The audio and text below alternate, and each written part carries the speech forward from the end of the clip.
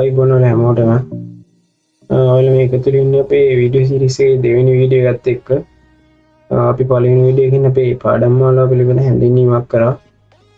ඔයාලා කවුරු හරි ඒක බලපු නැති කෙනෙක් ඉන්නවා නම් මේක බලන්න කියලා ඉල්ලනවා. ඒ වීඩියෝ එකේ link එක අපි description එකේ දාලා තියෙනවා. අද අපි කතා කරන්නේ අපේ පාඩම් මාලාවේ පළවෙනි පාඩම එකේ පිළිබඳව. ඒක තමයි යන්ත්‍ර දහන එන්ජින් වර්ග සහ ඒවායේ වෙනස්කම් පිළිබඳව. ප්‍රධාන වශයෙන් අපිට එන්ජින් වර්ග කරන්න පුළුවන් පහත නිර්ණායක අනුව. පළවෙනි එක තමයි සිලින්ඩර් සංඛ්‍යාව අනුව, ඊට පස්සේ සිලින්ඩර් සැකැස්ම අනුව, ඊට පස්සේ වැල් සැකැස්ම හා ටයිමින් ක්‍රියාත්මක වන ආකාරය අනුව, ඊට පස්සේ සිසිලවන ආකාරය අනුව, ඊට පස්සේ ස්ට්‍රොක් ප්‍රමාණය අනුව, ඊට පස්සේ ඉග්නිෂන් පද්ධතිය ක්‍රියාත්මක කරන ආකාරය අනුව, ඊට පස්සේ දහන අනුපිළිවෙල, ඒ කියන්නේ ෆයරින් ඕඩර් එක අනුව, ඊට පස්සේ අපිට දහනය කරන ඉන්ධන වර්ගය අනුව බෙදන්න පුළුවන්. අවසාන වශයෙන් එන්ජින් සයිකල් වර්ගය අනුව අපිට බෙදන්න පුළුවන්. අපි දැන් බලමු මුලින්ම සිලින්ඩර් සංඛ්‍යාව අනුව එන්ජින් වර්ග කරන්න කොහොමද කියලා. ඔයාලට දැන් තේරෙයි බලා ගන්න පුළුවන් සිලින්ඩර් සංඛ්‍යාව අනුව එන්ජින් වර්ග වෙන ආකාරය. ලෝකයේ සිලින්ඩර් 1 සිට 24 දක්වා යදාගෙන නිර්මාණය කරපු එන්ජින් තියෙනවා. ඔයාලට බලා ගන්න පුළුවන් තේරෙයිද?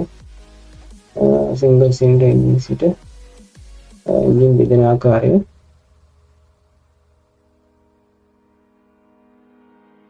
අපිට engine වර්ග කරන්න පුළුවන් දෙවෙනි ආකාරය තමයි සිලින්ඩර් පිහිටීම අණුව කියන එක. ප්‍රධාන වශයෙන් සිලින්ඩර් පිහිටීම අණුව වර්ග 10කට බෙදන්න පුළුවන්. ඒකේ පළවෙනි ආකාරය තමයි straight engine නැත්නම් inline vertical engine ආකාරය. දැන් තිරේ දිස්සනවා උපසටහන. මෙහිදී සිලින්ඩර් සිරස් ආකාරයට එක පේලියට නිර්මාණය කරලා තියෙනවා දකින්න පුළුවන්. මෙම ඉන්ලයින් සිලින්ඩර් 2 සිට 14 දක්වා යොදාගෙන නිර්මාණය කරලා තියෙනවා ලෝකයේ භාවිත වෙනවා. ලෝකයේ එන්ජින් වලින් බහුතරයක් මෙම ඉන්ලයින් ආකාරයේ එන්ජින් කිව්වොත් නිවැරදි. උඩම්ම තියෙන මේ ඉන්ලයින් ආකාරයේ එන්ජින් තමයි ලෝකයේ. අපි බලමු දෙවෙනි ආකාරය B-type එන්ජින් කියන එක. මෙම ආකාරය ලෝකයේ ගොඩක් ජනප්‍රිය එන්ජින් ආකෘතියක් විදිහට හඳුන්වන්න පුළුවන්. V ආකාරයේ එන්ජින් සිලින්ඩර් 2 සිට 24 දක්වා යොදාගෙන නිර්මාණය කරපු එන්ජින් අපිට දකින්න පුළුවන්. මෙහිදී සිලින්ඩර් වෙනම තල දෙකක නිර්මාණය කරලා තියෙනවා. ඔයාලට පේන හැටි මේ තල දෙක අංශක 60 හෝ 90 ලෙස නිෂ්පාදකයන් නිර්මාණය කරනවා. ඒ වගේම මෙම සිලින්ඩර් සකසා ඇති තල දෙක බෑග් 1 සහ බෑග් 2 ලෙස හඳුන්වනවා. V-type එන්ජින් වල ක්‍රෑන්ක්ෂාෆ්ට් එකක් හා බෑග් දෙකට වෙන වෙනම ක්‍රෑන්ක්ෂාෆ්ට් දෙකක් යොදා තිබෙනවා. අපි බලමු ඊට පස්සේ තුන්වන ආකාරය යන ෆ්ලැට් එන්ජින් ගැන. වලට දැන් ප්‍රෝපර් ඉරේ දිස්සනවා. ෆ්ලැට් එන්ජින් තවත් නම් දෙකකින් හඳුන්වනවා. ඔයාලට බලා ගන්න පුළුවන් තිරේ එක. ඒක තමයි බොක්සර් සහ horizontally opposite piston engine ලෙස. විශේෂයෙන්ම කියන්න ඕන opposite piston engine හා horizontally opposite piston engine කියන්නේ වර්ග දෙකක් කියන එක. අපි ඊළඟට කතා කරනවා opposite piston engine ගැන. ෆ්ලැට් එන්ජින් වල සිලින්ඩර් ඉරස් තලයේ අංශක 180 කින් ප්‍රතිවිරුද්ධව නිර්මාණය කරලා තියෙනවා දකින්න පුළුවන්. ඒ වගේම මේ ෆ්ලැට් එන්ජින් වල ක්‍රෑන්ක්ෂාෆ්ට් එකක් පමණක් ඇති අතර ඒ මධ්‍ය ලක්ෂයේ පිහිටා තියෙනවා දකින්න පුළුවන්. ඒ වගේම ෆ්ලැට් එන්ජින් එකක් opposite piston engine එක සම පටලවා නොගත යුතු අතර මේ වර්ග දෙකෙහි දහන කුටීරේ සැකැස්ම එකිනෙකට වෙනස් බව ඔබට තිරේ රූප සටහන් බැලුව විට පෙනේවි. අපි දැන් බලමු opposite piston engine පිළිබඳව. මෙන්න එන්ජින් වල සෑම සිලින්ඩර් එකකටම පිස්ටන් දෙකක් ඇති අතර සිලින්ඩර් එකේ මධ්‍ය ලක්ෂයේ දහන කුටීරය පිහිටනවා.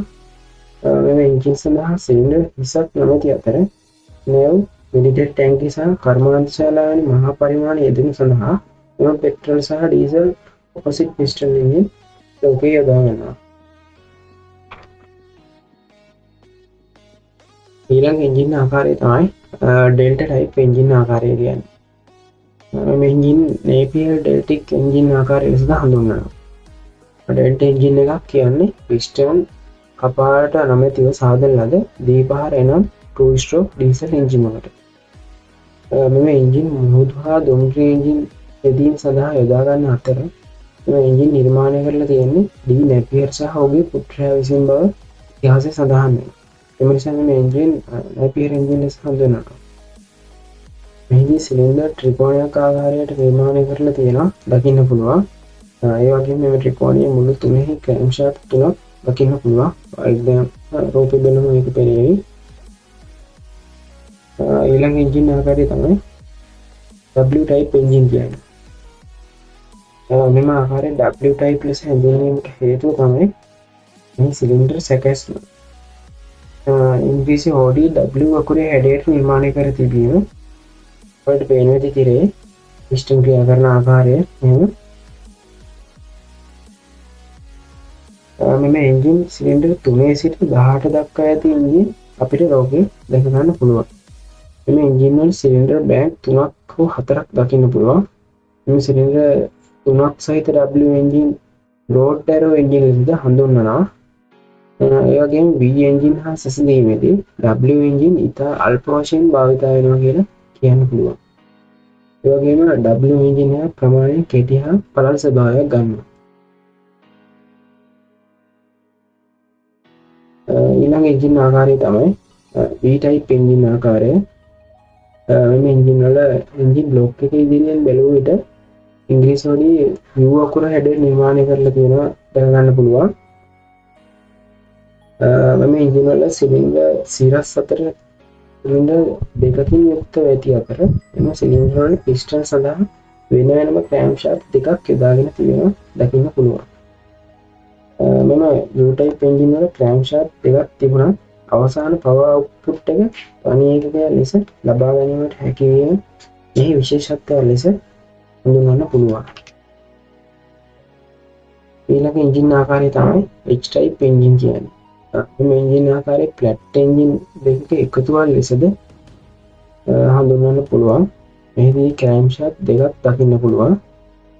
ඉදිරි වශයෙන් බැලුව විට H අකුරක හැඩයට සමාන බැවින් මේ H එන්ජින් යම් ලැබී තිබෙනවා. ඊළඟ එන්ජින් වර්ගය තමයි X type එන්ජින් කියන්නේ. මෙම X එන්ජිනක් V එන්ජින් දෙකක එකතුවක් ලෙස හඳුන්වන්න පුළුවන්. මෙහිදී තනි ක්‍රෑන්ක්ෂාෆ්ට් එකක් මගින් සිලින්ඩර් 4ක පිස්ටන් 4ක් ක්‍රියාත්මක වීම සිදු වෙනවා. අපේ X එන්ජින් වලදී බෑග් 4ක් පවතිනවා. සමාන සිලින්ඩර් සහිත V එන්ජින් එකක් හා සැසඳීමේදී X එන්ජින් ප්‍රමාණයෙන් කුඩා වීම වාසියක් ලෙස සලකන්න පුළුවන්. arrangement of cylinder යටතේ එන්ජින් වර්ග කරන්න පුළුවන් අවසාන ආකාරය තමයි රේඩියල් එන්ජින් කියන්නේ. මේවායේ රෝදයක ස්පෝක් ඇති ආකාරයට හා සමානව පිස්ටන් නිර්මාණය කරලා තියෙනවා. ඔයාලට දකින්න පුළුවන්. මධ්‍ය ලක්ෂයේදී ක්‍රෑන්ක්ෂාෆ්ට් එක මගින් මේ පිස්ටන් පාලනය වීම සිදු වෙනවා. ඉදිරියෙන් බැලුව විට මෙම එන්ජින් තරුවල හැඩයක් ගන්න අතර එම නිසා ස්ටාර් එන්ජින් ලෙසද හඳුන්වනු ලබනවා. මෙම එන්ජින් වැඩි වශයෙන් ගුවන් යානා සඳහා භාවිත කරනවා. ඒක බලන්න.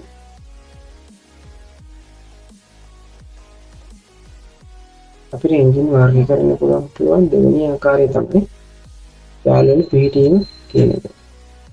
යාළුවල පිහිටීම අනුව එන්ජින් වර්ග 5කට බෙදා දක්වන්න පුළුවන්. ඉතින් පළමු ආකාරය තමයි සයිඩ් ඩයල් එන්ජින් කියන්නේ. ඔයාලට දැන් තියෙන ඉස්සෙන රූප සටහන. මෙම එන්ජින් වල ඉතිහාසය ගැන කතා කිරීමේදී 1890 ගණන් වල සිට 1950 අගභාගයේ දක්වා ලෝකේ බහුල භාවිත වුණා. මෙම එන්ජින් වල වැල් එන්ජින් එක පැත්තකට වනසේ නිර්මාණය කර ඇති අතර මෙම වැල් වල හිස උඩ අතර සිදුසේ තිබීම දකින්න පුළුවන්.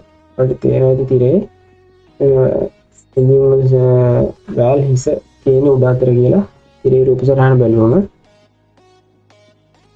බලමු දෙවෙනි එන්ජින් ආකාරය පුෂ් රොඩ් එන්ජින් එහෙම නැත්නම් ඕවර්හෙඩ් වැල් එන්ජින් කියන එක. මේක OH කියලා කෙටි නමකින් හඳුන්වනවා.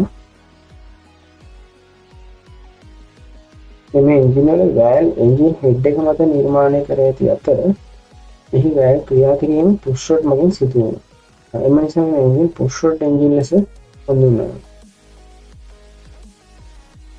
බලමු ඊළඟ එන්ජින් ආකාරය වන ඕවර්හෙඩ් කෑම්ෂැෆ්ට් එන්ජින් එක. මෙහිදී වැල් එන්ජින් හෙඩ් එක මත ඇති අතර කෑම්ෂැෆ්ට් එකද එන්ජින් හෙඩ් එක මත නිර්මාණය කර තිබීම දකින්න පුළුවන්. මේ ආකාර දෙකේම ඔබ දකින්න ඇති කෑම්ෂැෆ්ට් එක තිබෙන එන්ජින් හෙඩ් එක මත නෙමෙයි. මේ ආකාරයේ කෑම්ෂැෆ්ට් එක තියෙන්නේ එන්ජින් හෙඩ් එක මත. මේ එන්ජින් වල වැල් සිරස්ව එක පෙළට ස්ථාපනය කර ඇති අතර කෑම් ලොබ් මගින් වැල් ක්‍රියාත්මක වීම සිදු වෙනවා. ඊළඟ එන්ජින් ආකාරය තමයි සිංගල් ඕවර්හෙඩ් කෑම්ෂැෆ්ට් එන්ජින් කියන්නේ. මේ ඕවර්හෙඩ් කෑම්ෂැෆ්ට් එන්ජින් වල තාක්ෂණික වර්ධනයක් ලෙස හඳුන්වන්න පුළුවන්. මෙහිදී එක් කෑම්ෂැෆ්ට් එකක් මගින් වැල් ක්‍රියාත්මක වන අතර වැල් දෙපසට ඇන්ගල් වන ලෙස නිර්මාණය කරලා තියෙනවා. කෑම්ෂැෆ්ට් එකට සම්බන්ධ රොකරාම් මගින් මේ වැල් ක්‍රියාත්මක වීම සිදු වෙනවා. arrangement of valve අනුව විදිහ හැකි අවසාන එන්ජින් වර්ගය ලෙස dual overhead camshaft එන්ජින් හඳුන්වන්න පුළුවන්. මේ සිංගල් overhead camshaft එන්ජින් වල වැඩි දියුණු කළ ආකාරය ලෙස හඳුන්වන්න පුළුවන්. වර්තමානයේ බොහෝ එන්ජින් වල එම dual overhead camshaft දෙක ගන්න පුළුවන්. මේ එන්ජින් වල camshaft දෙකක් ඇති අතර එම camshaft දෙක මගින් inlet හා exhaust valve වෙන වෙනම ක්‍රියාත්මක වීම සිදු වෙනවා. මෙහිදී වැල් දෙපසට ඇන්ගල් කර නිර්මාණය කර ඇති අතර කෑම්ෂැෆ්ට් වල ඇති කෑම් ලොක් මගින් වැල් ක්‍රියාත්මක වීම සිදු වෙනවා. ඔබට තීරයේ ඉස්සෙල් රූපසටහන මගින් මෙම ඕවර්හෙඩ් වැල්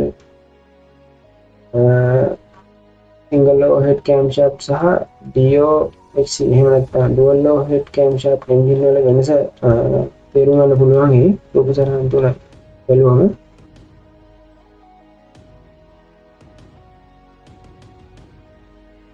ඊළඟට අපි බලමු එන්ජින් වල ටයිමින් ක්‍රියාත්මක වන මාධ්‍ය අනුව එන්ජින් වර්ග වෙන හැටි.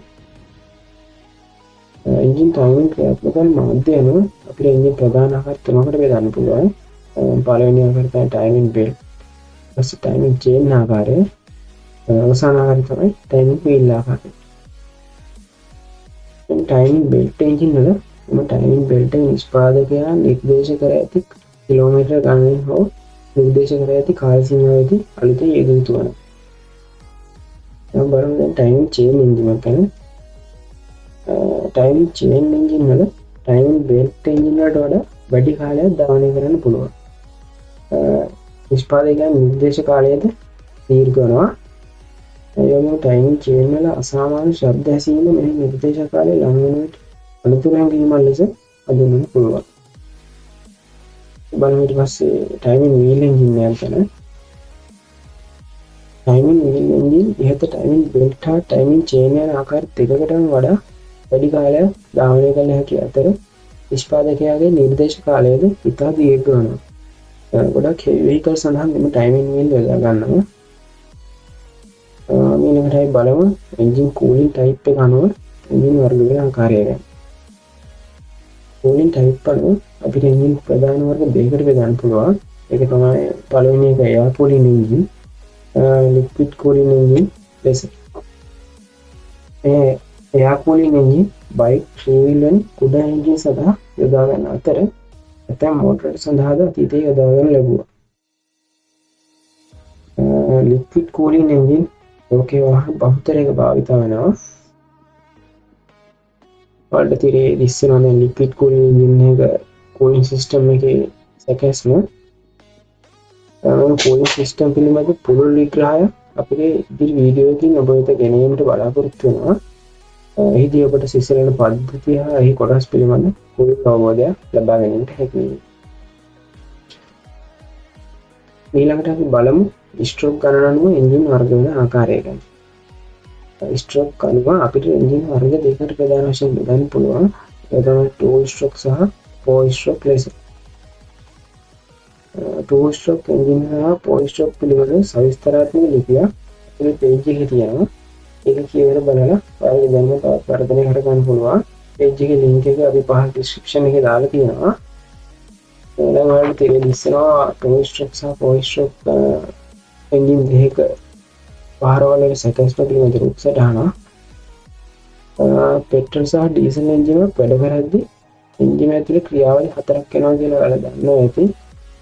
ඒව තමයි චෝසනය, සම්පීඩනය, දහනය සහ අපවායු පිටවීම කියන. එන්ජින් එකේ ක්‍රෑන්ක්ෂාෆ්ට් එක වට භාගයක් කරකීමේදී පිස්ටන් එක ADC සිට BDC දක්වා හෝ VDC සිට TDC දක්වා පැමිණීම සිදු වෙනවා. මෙන්න උඩට හෝ පහළට එන එක් අවස්ථාවක් ස්ට්‍රෝක් එකක් ලෙස හඳුන්වන්න පුළුවන්. මෙහිදී අපිට TDC ලෙස හඳුන්වන්නේ top dead center කියන්නේ. ඒක තමයි පිස්ටනයේ සිලින්ඩරය තුළ ඉහළට පැමිණෙන උපරිම සීමාව කියන්නේ. BDC කියන්නේ bottom dead center කියන එක. එනම් පිස්ටනයේ සිලින්ඩරය තුළ පහළට පැමිණෙන උපරිම සීමාව. එතන BDC සිට TDC දක්වා දුර ස්ට්‍රෝක් එකක් ලෙස හඳුන්වන්න පුළුවන්. two stroke engine එක කතා කිරීමේදී two stroke engine එක ඉහත අප කතා කළ චූෂණය, සම්පීඩනය, දහනය, අපවායු පිටවීම ක්‍රියාවලිය හතරම ස්ට්‍රෝක් දෙකකදී එනම් ක්‍රෑන්ක්ෂාෆ්ට් එක එක් වටයක් කරකැවීමේදී සම්පූර්ණ වෙනවා. මෙම two stroke engine වල අප් ස්ට්‍රෝක් එකේදී නම් පිස්ටන ඉහළට ගමන් කිරීමේදී ක්‍රෑන්ක් කේස් එක තුල ඉන්ටේක් පෝට් හරහා වාතය හා පෙට්‍රල් මිශ්‍රණය ඇද ගැනීම හා දහනය වීම සිදු වෙනවා. ඩවුන් ස්ට්‍රෝක් එක තුලදී එනම් පිස්ටනේ පහළට ගමන් කිරීමේදී ක්‍රෑන්ක් කේස් එකට ඇතුළු වූ පෙට්‍රල් හා වායු මිශ්‍රණය දහන කුටීරයට ට්‍රාන්ස්ෆර් පෝට් හරහා ඇතුළු වීම හා අපයාවය එක්ස්හෝස්ට් පෝට් හරහා පිටවීම සිදු වෙනවා. එම නිසා මෙම two stroke engine වල සෑම වටයකදීම එනම් ක්‍රෑන්ක් ෂාෆ්ට් එක කරකැවෙන සෑම වටයකදීම දහනයක් සිදු වෙනවා. two stroke engine වල ඇත්තේ වැලිනොට පෝට්. ඒක ප්‍රධාන වශයෙන් අපිට 3 port හා 5 port ලෙස හඳුන්වන්න පුළුවන්. 3 port engine එක port pin 3යි. port තුන තමයි intake port එකක්, exhaust port එකක් හා transfer port එකක් ලෙස. 5 port engine එක intake port දෙකක්, exhaust port එකක් සහ transfer port දෙකක් ලෙස පවතිනවා. දැන් වලට තීරේ දිස්සනවා two stroke සහ four stroke engine දෙක වෙනස.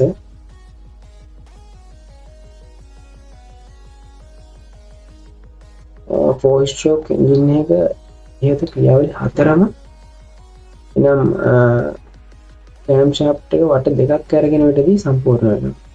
ඒ වගේම four stroke engine එක දහනයක් සිදු වෙන්නේ ක්‍රෑන්ක්ෂාෆ්ට් එක කරගෙන වට දෙකකට එක සැරේ. අපිට මතකෙත් මම ඉහත කිව්වා two stroke engine එක සෑම වටයකදීම දහනයක් සිදු වෙනවා කියලා. two stroke හා four stroke පිළිබඳ ඔබගේ දැනුම තවත් වර්ධනය කර ගැනීමට අපගේ page එකේදී ලිපි ප්‍රයෝජනවත් වේවි කියලා අපි හිතනවා. අපේ page එකේ link එක පහළ description එකේ දාන්න. ඔයාලා කියවල බලන්න. ඊළඟට අපි බලමු ignition system එක නැත්තම් වෙලන පද්ධතිය අනුව engine වර්ගයේ විදිහ පිළිබඳව. අපගේ පාඩම් මාලාවට අනුව ignition system පිළිබඳ වෙනම පාඩම් මාලාවකින් ගෙනෙන අතර මෙහිදී පද්ධතිය පිළිබඳ මූලික හැඳින්වීමක් පමණක් සිදු කරනවා. මෝටර රථවල ignition පද්ධති ප්‍රධාන වශයෙන් අපිට වර්ග හතරකට බෙදන්න පුළුවන්. මේ පළවෙනි ආකාරය තමයි distributor based breaker point ignition system. නැත්නම් mechanical ආකාරය කියන එක.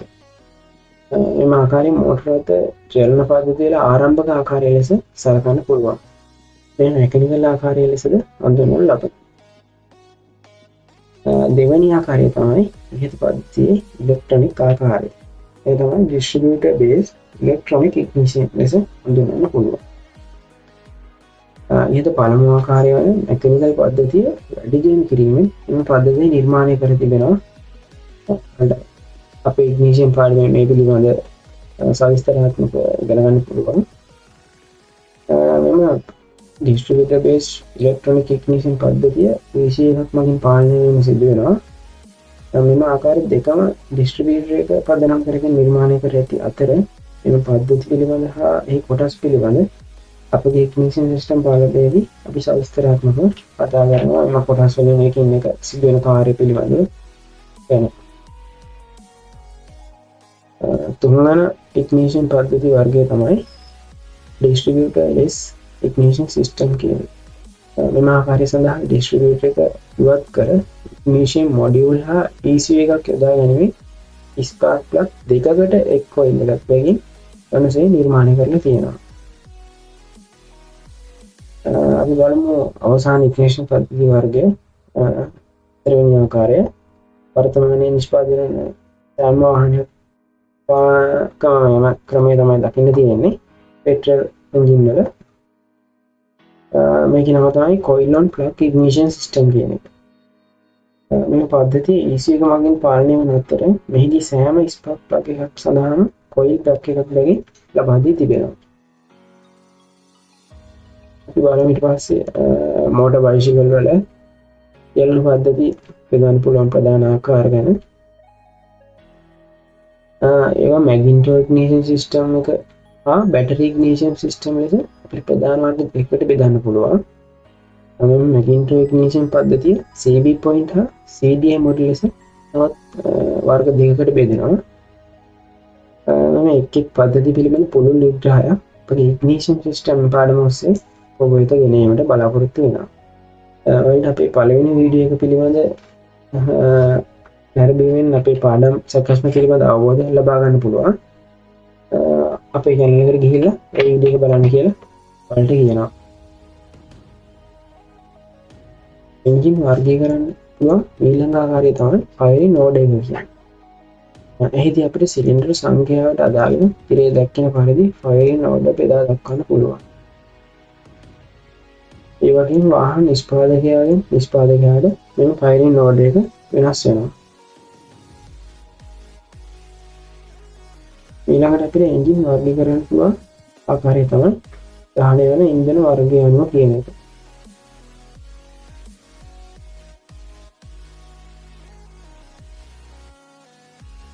මෙහිදී අපිට ප්‍රධාන වශයෙන් අපිට පෙට්‍රල් හා ඩීසල් වශයෙන් බෙදා දක්වන්න පුළුවන්. මෙහිදී පෙට්‍රල් එන්ජින් ස්පාර්ක් ඉග්නිෂන් මගින් ඉන්ධන දහනය වෙන අතර ඩීසල් එන්ජින් වල කම්ප්‍රෙෂන් ඉග්නිෂන් මගින් ඉන්ධන දහනය වීම සිදු වෙනවා.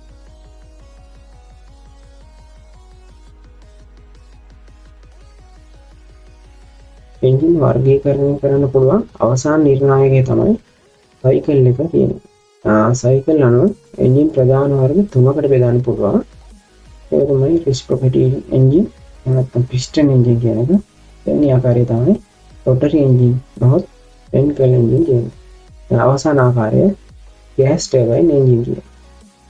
මෙහිදී අපිට reciprocating එන්ජින් තවත් ප්‍රධාන කොටස් තුනකට බෙදන්න පුළුවන්. ඒක තමයි auto cycle engine, diesel cycle engine සහ Atkinson cycle engine කියනවා. මෙම auto cycle petrol engine සඳහා diesel cycle diesel engine සඳහා Atkinson cycle hybrid engine සඳහා යොදා ගන්න ලබනවා. මෙම cycle පිළිබඳ හා rotary engine පිළිබඳ සවිස්තරාත්මක ලිපිය අපේ page එකේ තියෙනවා. අපි ඒකේ link එක පහ description එකේ දාන්න. ඔයාලට පුළුවන් කියලා ඒ දැනුම තවත් වර්ධනය කරගන්න. ඒ වගේම අපේ page එකට like කරන්න, අපිව subscribe කරලා bell icon එක click කරලා තබා ගැනීමෙන් අපි ඊළඟ වීඩියෝ එක දාපු ගමන් ඔයාලට notification එක එන්න ගන්න පුළුවන්. එහෙනම් ඔයාලා හැමෝම පරිස්සමෙන් ඉන්න. ඊළඟ වීඩියෝ එකේ අපි ඉක්මනට හමු වෙමු.